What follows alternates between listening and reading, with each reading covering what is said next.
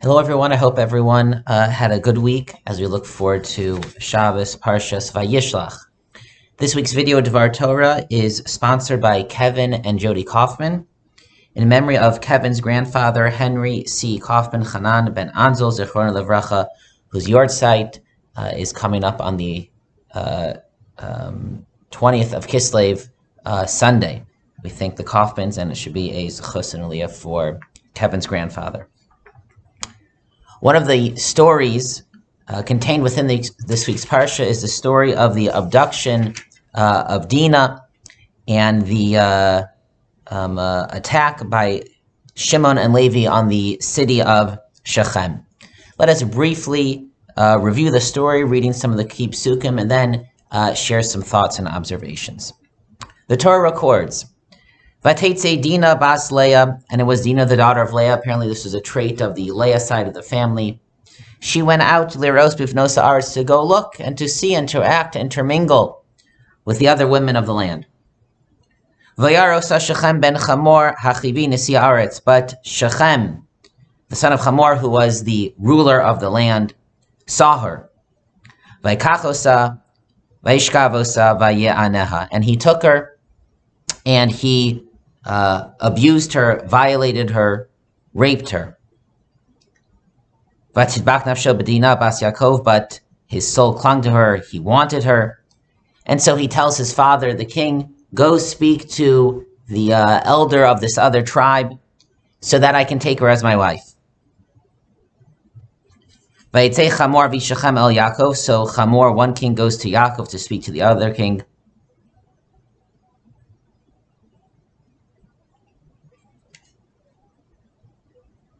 V'Yaakov Shaman, Yaakov hears, Ki timeas Dinah, that his daughter Dinah has been violated.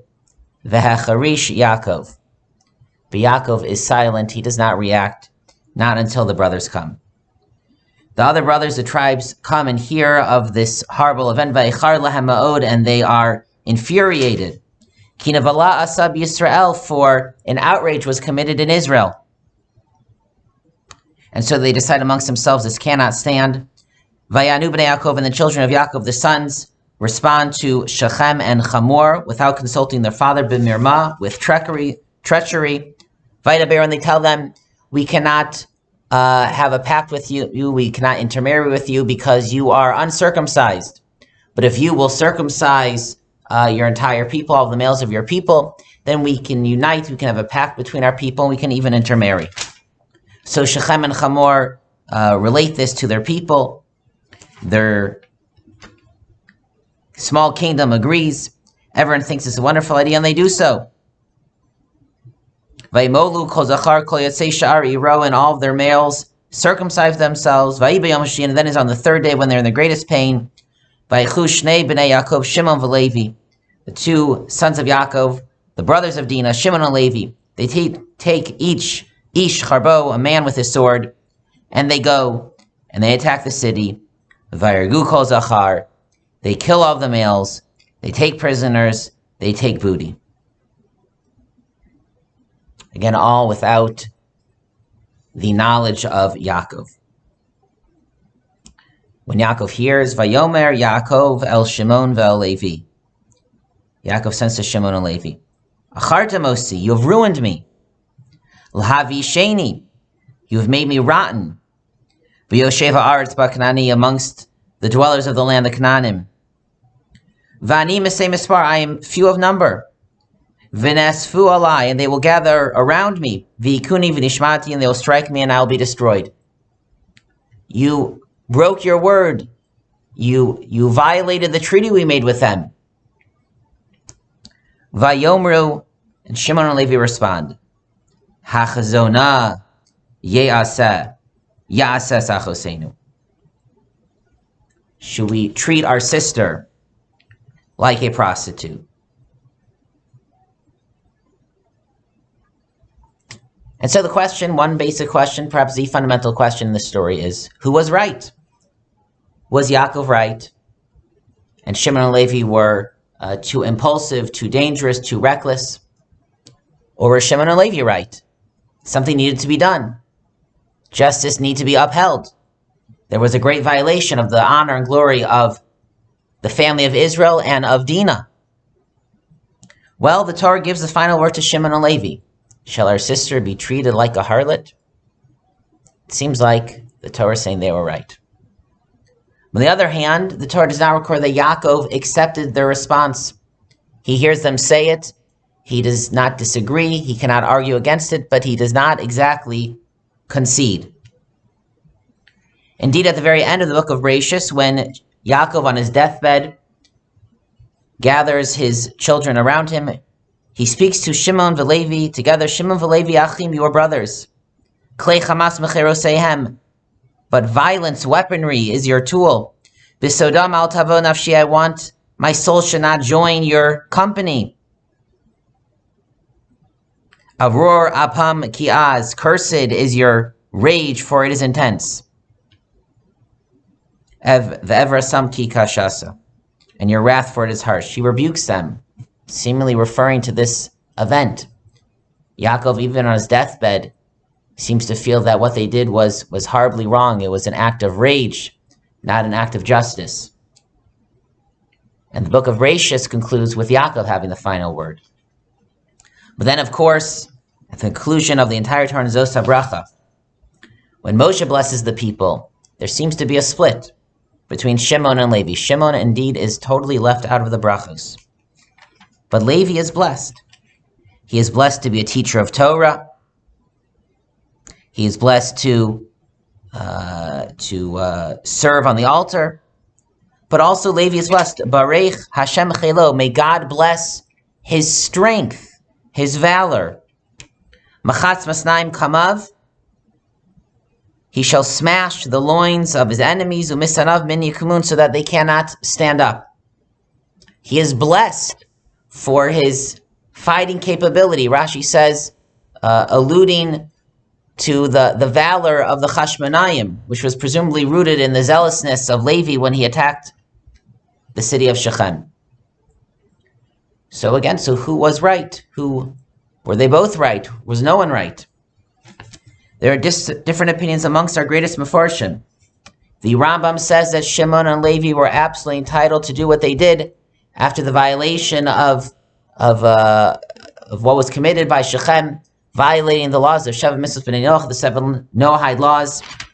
And the Ramban disagrees. The Ramban seems to criticize the brothers, agreeing with Yaakov that they lied, they broke their word, that they did this from a place of rage. So what is it? Were they right? Were they not right? And more basically, why doesn't the Torah inform us if Shimon and Levi were correct or not? And the answer is the Torah does not tell us if what Shimon and Levi did was right, was just, was righteous, because it's not clear. And even though ultimately it's clear to Hashem, Hashem could tell us, was it right or not? But that's not the point. Because the point of the Torah, the point of this story in the Torah is not just to tell us what was. The point of the Torah is to teach us, to be a guidebook for life. The issues in this story, in this parsha, are not simple. Are there times when even violence is warranted? When is it right to purposefully lie? When are we supposed to be principled? Even if that doesn't mean violence, but it'll mean some negative fallout. It will affect others or ourselves in a negative way. But when do we need to stand by what is right, to stand by the attribute of absolute justice? And when should we compromise? When should we try to work with others that we disagree or even are wrong? When do we need to factor in the perceptions of others as Yaakov did? Whether in terms of our own self-interest, as Yaakov seems to formulate it, or in terms of the perceptions of others regarding the honor and dignity of the Torah, of the Jewish people, of Hashem, even if that will mean changing what we should do. Or when do we say we do what we know is right and we don't care what people think about? These are issues for all of us in so many different kinds of situations. And there can be no one right answer to this. The Torah cannot say you should always fall on this side of the question or fall on this side of the issue. If the Torah is meant to be a guidebook for every person throughout history, a guidebook for life, so all it can do is it can show us that these scenarios exist, that they are complicated, that there will always be a balance of values, different ways to see things. It can teach us which values are important and which values always need to be at least considered. It can teach us that we need to think about and realize we need to balance. And that it doesn't give the answer because the answer is not simple, the answer is not clear, and sometimes you will fall more on the attribute of strict justice, of what is right, and sometimes you need to fall on the side of making compromise, of not following the letter of the law, so to speak. And how do we figure it out? It is not simple. We think, we consult, we look at the teachings of the Torah, of our tradition, of Chazal. And that is one meta lesson to take from this parsha, this story.